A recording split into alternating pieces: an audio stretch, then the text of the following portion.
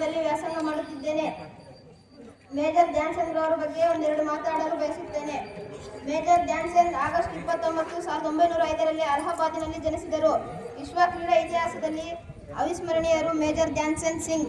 ಭಾರತವಷ್ಟೇ ಅಲ್ಲ, ಪ್ರಪಂಚದಲ್ಲಿಯೇ ಅತ್ಯಂತ ಶ್ರೇಷ್ಠ ಹಾಕಿಪಟು. ಇಡೀ ಪ್ರಪಂಚದಲ್ಲಿಯೇ ಅವರನ್ನು ಸರಿಗಟ್ಟುವ ಯಾವ ಆಟಗಾರನೂ ಇಲ್ಲ ಎಂಬುದು ಅಚ್ಚರಿಯ ಸಂಗತಿ. ಜರ್ಮನಿಯ ಸರ್ವಾಧಿಕಾರಿ ಹಿಟ್ಲರ್ನನ್ನು ಬೆರಗುಗೊಳಿಸಿದ ಕ್ರೀಡಾ ಮಾಂತ್ರಿಕ. ಭಾರತದ ಸರ್ಕಾರವು ಇವರಿಗೆ ಪದ್ಮಭೂಷಣ ಪ್ರಶಸ್ತಿಯನ್ನು ನೀಡಿದೆ. ದಾದಾ ಎಂದು ಪ್ರೀತಿಯಿಂದ ಕರೆಯಲ್ಪಡುತ್ತಿದ್ದ ಧ್ಯಾನ್ ರವರನ್ನು ಇವರ ಕೋಚ್ ಪಂಕಜ್ ಗುಪ್ತಾ ಅವರು ಧ್ಯಾನ್ ಚಂದ್ ಅಂದರೆ ಚಂದ್ರ ಎಂದು ಕರೆಯುತ್ತಿದ್ದರು. ಅಲ್ಲದೆ ತಮ್ಮ ಶಿಷ್ಯ ಚಂದ್ರನಂತೆ ಬೆಳಗುತ್ತಾನೆ ಎಂದು ಭವಿಷ್ಯ ನುಡಿದಿದ್ದರು. ಧ್ಯಾನ್ ಚಂದ್ ಶಾಲೆಯಲ್ಲಿ ಓದಿದ್ದು ಅತಿ ಕಡಿಮೆ. 16ನೇ ವಯಸ್ಸಿನಲ್ಲಿಯೇ ಸೈನ್ಯಕ್ಕೆ ಸೇರಿದರು. ಕ್ರೀಡೆಯಲ್ಲೂ ಅಂತಹ ವಿಶೇಷ ಪರಿಣಿತಿ ಹೊಂದಿರಲಿಲ್ಲ. ಸೈನ್ಯದಲ್ಲಿ ಸ್ನೇಹಪೂರ್ಣ ಪಂದ್ಯಗಳಲ್ಲಿ ಎಲ್ಲರೊಂದಿಗೆ ಆಡುತ್ತಿದ್ದರು. 14ನೇ ಪಂಜಾಬ್ ರೆಜಿಮೆಂಟ್ ಸೇರಿದ ಧ್ಯಾನ್ನನ್ನು ಸುಬೇದಾರ್ ಮೇಜರ್ ಬೋಲೆ ತಿವಾರಿಯವರು ಗಮನಿಸಿದ್ದರು.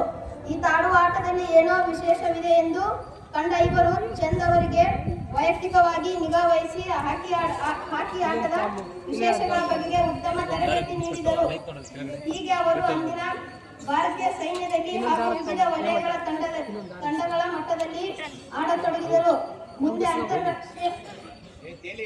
ಅಂತಾರಾಷ್ಟ್ರೀಯ ಮಟ್ಟದ ಆಟಗಾರರಾಗಿ ರೂಪುಗೊಂಡರು. 1928ರಲ್ಲಿ ಭಾರತೀಯ ಹಾಕಿ ತಂಡವನ್ನು ಸೇರಿದ ಧ್ಯಾನ್ ಚಂದ್ ಅವರಿಗೆ ನೆದರ್ಲ್ಯಾಂಡ್ ಆಮ್ಸ್ಟರ್ಡ್ಯಾಮ್ನಲ್ಲಿ ಆಯೋಜಿಸಲಾದ 1928ರ ಬೇಸಿಗೆ ಒಲಿಂಪಿಕ್ನಲ್ಲಿ ಭಾಗವಹಿಸುವ ಅವಕಾಶ ದೊರೆಯಿತು.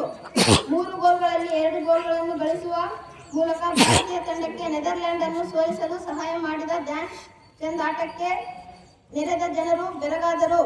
ಈ ಸರಣಿಯಲ್ಲಿ ಭಾರತೀಯ ಹಾಕಿ ತಂಡಕ್ಕೆ ಒಲಿಂಪಿಕ್ ಸ್ವರ್ಣ ಪದಕವೂ ದೊರೆಯಿತು. ಧ್ಯಾನ್ ಚಂದ್ 1932 ಹಾಗೂ 1936ರಲ್ಲಿ ನಡೆದ ಒಲಿಂಪಿಕ್ಗಳಲ್ಲಿ ಸ್ವರ್ಣ ಪದಕ ಪಡೆದ ಭಾರತೀಯ ತಂಡ ಸದಸ್ಯರಾಗಿದ್ದರು. ಹೀಗೆ ತಾವು ಆಡಿದ 3 ಒಲಿಂಪಿಕ್ ಕ್ರೀಡೆಗಳಲ್ಲೂ ಭಾರತಕ್ಕೆ ಚಿನ್ನದ ಪದಕ ದೊರಕುವಲ್ಲಿ ಅವರು ಮಹತ್ತರವಾದ ಪಾತ್ರ ವಹಿಸಿದ್ದರು. ಆಡಿದ 3 ಒಲಿಂಪಿಕ್ ಸ್ಪರ್ಧೆಗಳಲ್ಲಿ ಒಟ್ಟು 12 ಪಂದ್ಯಗಳಲ್ಲಿ ಧ್ಯಾನ್ ಚಂದ್ ಗಳಿಸಿದ ಒಟ್ಟು ಗೋಲ್ಗಳು ಸಂಖ್ಯೆ 33. ಧ್ಯಾನ್ ಚಂದ್ ಅವರಿಗೆ ಭಾರತದಲ್ಲಿ ಒಂದು ಪುತ್ಥಳಿ ಇರುವುದೇನು ವಿಶೇಷವಲ್ಲ ಬಿಡಿ. ಅವರ ಪುತ್ಥಳಿಯನ್ನು ಮೊದಲು ಸ್ಥಾಪಿಸಿದ ಆಸ್ಟ್ರೇಲಿಯಾದ ವಿಯೆನ್ನಾದಲ್ಲಿ. ಎಂದರೆ ಅಂತಾರಾಷ್ಟ್ರೀಯ ಮಟ್ಟದಲ್ಲಿ ಅವರ ಪ್ರಸಿದ್ಧ ಎಷ್ಟಿತ್ತೆಂಬುದು ಊಹಿಸಬಹುದು. ಧನ್ಯವಾದಗಳು.